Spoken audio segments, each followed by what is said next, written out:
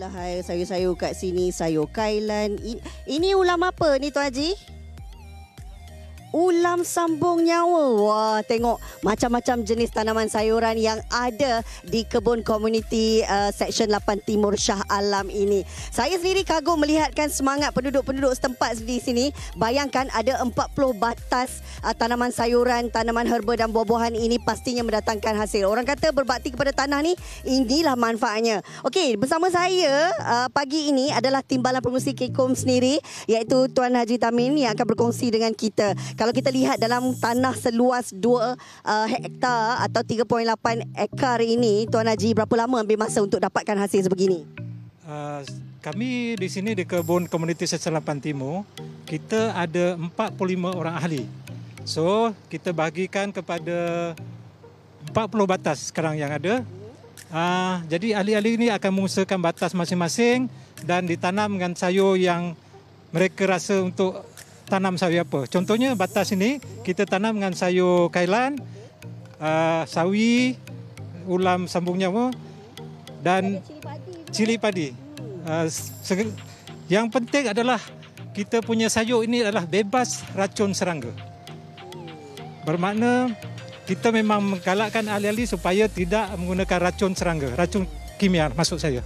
Kalau kita lihat sebenarnya dari segi urban farming ini ataupun dari segi pertanian bandar ini memang cukup popular lah sekarang ni kan. Tapi kalau kita lihat sebenarnya ia memerlukan kerjasama juga daripada penduduk-penduduk setempat. Dan kalau boleh kongsikanlah sikit kebiasaannya, adakah setiap hari semua peserta-peserta ini akan berada di sini untuk memastikan tanaman ni sentiasa elok dan segar, ataupun bagaimana sebenarnya dari segi aktiviti untuk mereka pastikan tanaman ni? Di kebun komuniti Seksyen 8 Timur, kita mempunyai ahli-ahli seramai 45 orang yang saya sebut tadi. Kebanyakan mereka ini adalah pesara kerajaan. Dan mereka ada masa untuk mengusahakan tanah ataupun batas di kebun mereka. Jadi setiap hari kami golongan pesara ini memang ada masa untuk setiap hari turun ke ladang, ke kebun. Dia ada 3 matlamat sebenarnya yang akan saya sebut. Satu ialah untuk kita bertani, bercocok tanam untuk mendapatkan hasil pertanian yang segar tanpa racun serangga. Kedua adalah hidup gaya sihat. Hidup gaya sihat ini kita sentiasa ceria, tidak stres, berpeluh kan. Dan ketiga adalah silaturahim di antara komuniti. Jadi bila kita gabungkan ketiga-tiga ini, jadi inilah jadinya kebun komuniti yang sentiasa mengeluarkan hasil sayur-sayuran setiap minggu. Sayur-sayuran hasilnya setiap minggu. Kita nak tunjuk sikit kalau bilanya hasil tanaman ni orang kata dah membuahkan hasil kan. Kita lihat dah boleh kita ambil macam mana teknik ataupun cara dia. Sebab kadang-kadang biasalah kami ni orang bandar tahu beli saja, tapi kita nak tahu teknik. Kalau kita tanam ni macam mana cara dia Tuan Haji nak petik? Sebelum kita tanam ni, kita akan semai dahulu benih ni. Bila mengeluarkan daun 3 atau 4, kita alihkan ke batas. Ini hasilnya, ini setelah kita ambil tadi, inilah yang tinggal. Contohnya ini kailan. Kailan ini ya. Tengok ya, dia ada ulat. Ini tanpa racun serangga. Memang selamat untuk dimakan. Bila kita petik, just kita cabut macam ni. Just sambut, lepas tu kita akan potonglah ni. Potong sini ya.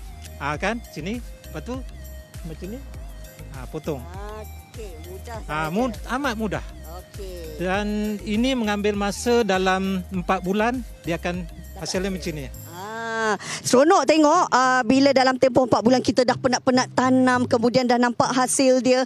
Tengok ni kat belakang ni peserta-peserta memang tengah masing-masing sibuk memastikan tanaman ni elok. Bagaimana mungkin mereka meluangkan waktu hujung minggu mereka bukan sahaja duduk di rumah bersama dengan keluarga, tapi bawa keluarga datang sini untuk bercucuk tanam. Aktiviti yang menyihatkan, bak kata Tuan Haji tadi. Sambil-sambil tu sebenarnya saya nak bawa pemerhatian anda juga, penonton MHI, Sofia dan Haziq. Saya nak bawa anda sebenarnya, penuh onak dan duri kita lalu sini selain daripada tanaman sayur-sayuran, kita nak tunjuk juga ada tanaman herba. Okey, kalau kita lihat, Assalamualaikum, apa khabar?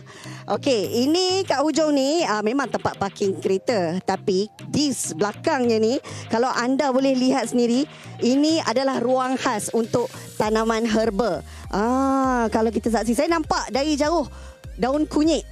Pokok kunyit. Ini ada daun pudina. Kita ada ulam raja. Semua jenis tanaman ulam-ulaman lah. Ulam tenggek burung. Ini tenggek burung. Siapa yang tak kenal, inilah tenggek burung. Ini Bila kita makan di restoran, kita menyediakan ulam seperti ini, inilah ulam tenggek burung. Okey, macam-macam jenis ulam yang ada.